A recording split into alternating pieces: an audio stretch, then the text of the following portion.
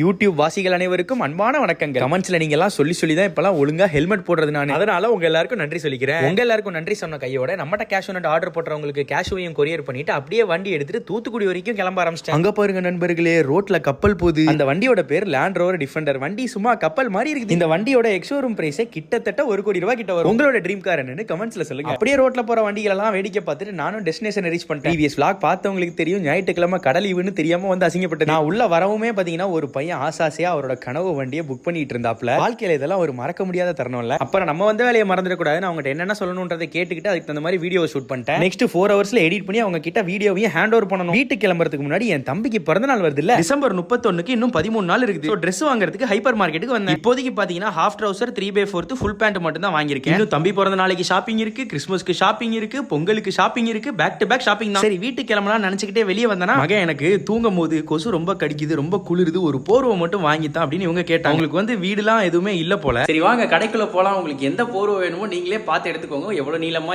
என்ன மாதிரி மெட்டீரியல், என்ன காட்டனு, அப்புறம் அந்த பஞ்சு இருக்கும், அந்த மாதிரி நமக்கு தெரியாதுன்னா நீங்க உள்ள வாங்க, என் கூட சேர்ந்து நம்ம வந்து பர்ச்சேஸ் பண்ணுவோம்னு சொன்னேன். மகன் என்னெல்லாம் உள்ள விட மாட்டாங்க மகன் அப்படின்னு. யார் என்ன சொல்றாங்க நான் பாத்துக்கிறேன் வாங்க அப்படின்னு சொல்லிட்டு உங்களுக்கு என்ன விருப்பம் இருக்கோ அது நீங்களே பார்த்து எடுங்கன்னு சொல்லிட்டு உள்ள கூட்டு போயிட்டேன். என்ன சந்தோஷமா, ரொம்ப நல்லா இருப்பா பாணி அப்படின்னு சொன்னாங்க. சரி வாங்க சந்தோஷமா வீட்டுக்கு போவோமா. ஆனா கொஞ்சமா பசிச்சுதான் என் பெரிய வயிறுக்கு ஒரு குட்டி பர்கர் ஆர்டர் பண்ணி சாப்பிட்டுட்டு தம்பிக்கும் ஒரு பார்சலை வாங்கிட்டு அதுக்கப்புறமா வீட்டுக்கு கிளம்பிட்டேன். நல்லதே நினைப்போம், நல்லதே நடக்கும். பாய் நண்பர்களே.